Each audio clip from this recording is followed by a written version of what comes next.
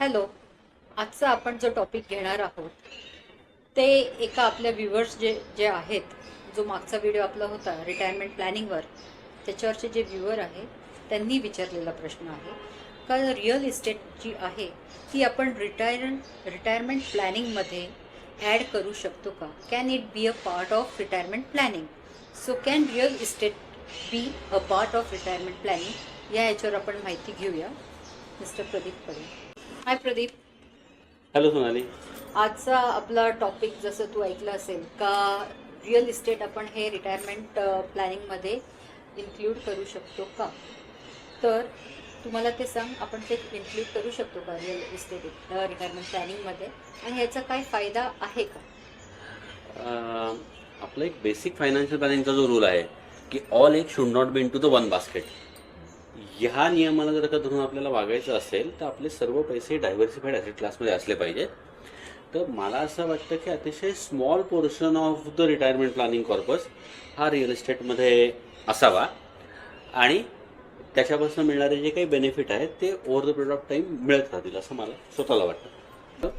हां, दुसरा तुझा एक फायदा म्हणणं, तुझा प्रश्न होता की या रिअल इस्टेट हा ॲसेट क्लासचा फायदा काय आहे. तर फायदा आपल्याला असं म्हणता येईल की पोर्टफोलिओमध्ये एक डायव्हर्सिफिकेशन होतं आणि डायव्हर्सिफिकेशन म्हणून आपल्याला एक सेफ्टी वाटते, कारण तो फिजिकल ॲसेट क्लास आहे. फिजिकल ॲसेट क्लास म्हणजे काय म्हणायचं आहे, सध्याच्या काळात जर का आपण एक बघायला गेलं, ह्या US इराण ह्या सगळ्या युद्धामुळे मार्केट थोडंसं करेक्ट झालं आहे, तर ऑब्व्हियसली व्हॅल्युएशन थोडीशी खालती आली आहेत. मग इथे जर का एखाद्या रिटायर्ड माणसाला असं वाटू शकतं की माझ्याकडे एक फ्लॅट आहे तर त्याची प्राईस ॲक्च्युली इंटॅक्ट आहे असं त्याला वाटू शकतं या सगळ्यामध्ये, तर त्याला एक सायकोलॉजिकल सपोर्ट असू शकतो.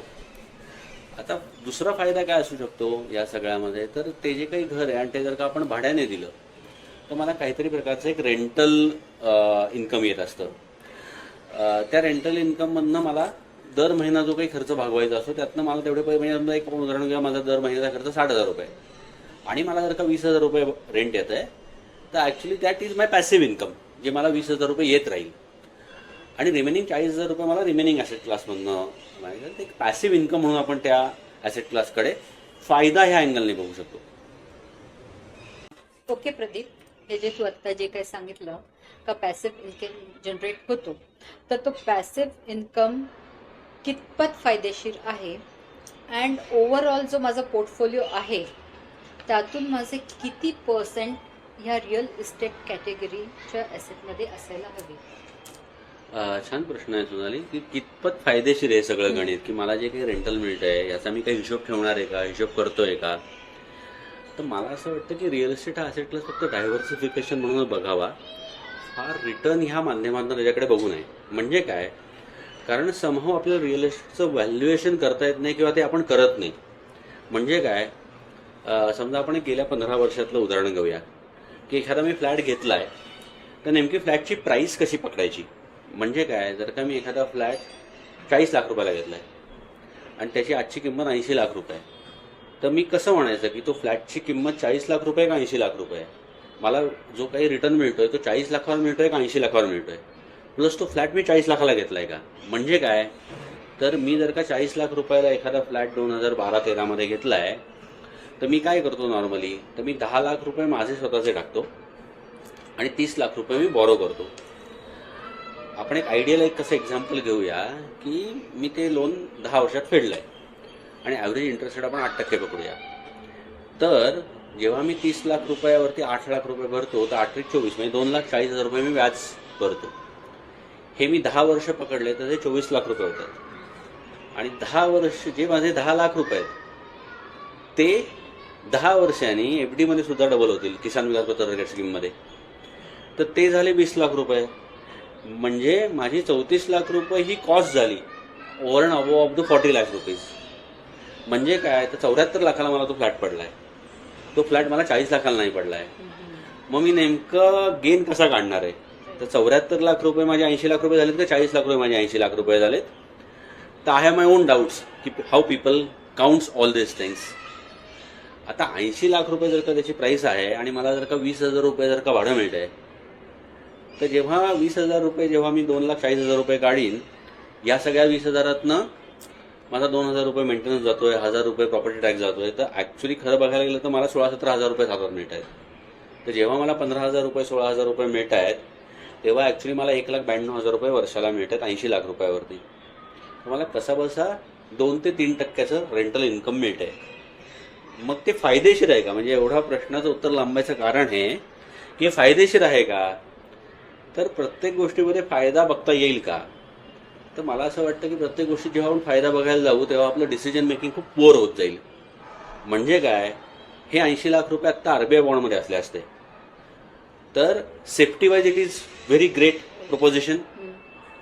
80 लाखावरती मला 8% मिळाले असते, म्हणजे 8 64 6,40,000 रुपये. आणि त्या केसमध्ये मला 2 लाख रुपये मिळत आहेत रेंटल इन्कम. प्लस त्रास काय, भाडेकरू गेला, आज नळ चालत नाही आहे, उद्या मला पेंटिंग करून द्यायचं आहे, हे कुठलेही मानसिक त्रास मी विचारात घेत नाही आहे. तर फायदेशीर आहे का? तर मला असं म्हणता येईल की हे फार फायदेशीर आहे असं म्हणता येणार नाही. तर त्याच्याकडे डायव्हर्सिफिकेशन म्हणूनच बघायला लागेल. दुसऱ्या फार वेगळ्या अँगलने त्याला फायदेशीर बनवता येणार नाही. आणि दुसरा तुझा प्रश्न होता की माझ्या ओव्हरऑल पोर्टफोलिओ काय पर्सेंटेजमध्ये अलोकेशन असावं.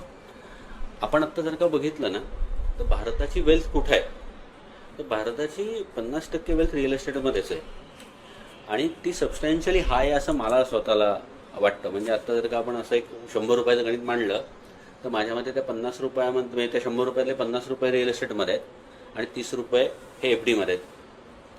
तर ही सबस्टॅन्शियली हाय इन्व्हेस्टमेंट आहे की ज्याच्यावरती फार मोठा काही रिटर्न मिळत नाही आहे. आणि आपण इनहेरिटेड पण करतोय रिअल एस्टेट. इनहेरिटेड म्हणजे काय की मला माझ्या आईवडिलांनंतर काहीतरी मिळतं, that is called inheritance of the. तर रिअल एस्टेट इन्व्हेस्टमेंट करताना पर्सेंटेज किती असावं हा प्रत्येकाने आपापल्या ॲडवायझर बरोबर बसून अतिशय शांतपणे आणि विचारपूर्वक निर्णय घ्यावा असा ॲसेट क्लास आहे की खरंच माझ्याकडे किती रिअल एस्टेट असावं. कारण ओव्हर अँड अबव्ह आपण अतिशय मोठ्या प्रमाणात रिअल एस्टेट इनहेरिटेड किंवा स्वतः ॲक्युमुलेट केलेली आहे. ह्याचा अर्थ असं झाला का लाईक सगळंच आपले इन्व्हेस्टमेंट एका ॲसेटमध्ये नको, लाईक रिअल इस्टेटमध्ये पूर्ण आपली डिपेंडन्सी नको आहे, आपलं रिटायरमेंट. तुमचं हे ॲसेट हे बायफकेट व्हायलाच पाहिजे, डिफरंट ॲसेट क्लासमध्ये इन्व्हेस्टमेंट्स व्हायलाच पाहिजे. आपण हे कन्क्ल्युजन याच्यावरून काढू शकतो. Right Pradeep? Yes, thank you Sonali. Thank you Pradeep.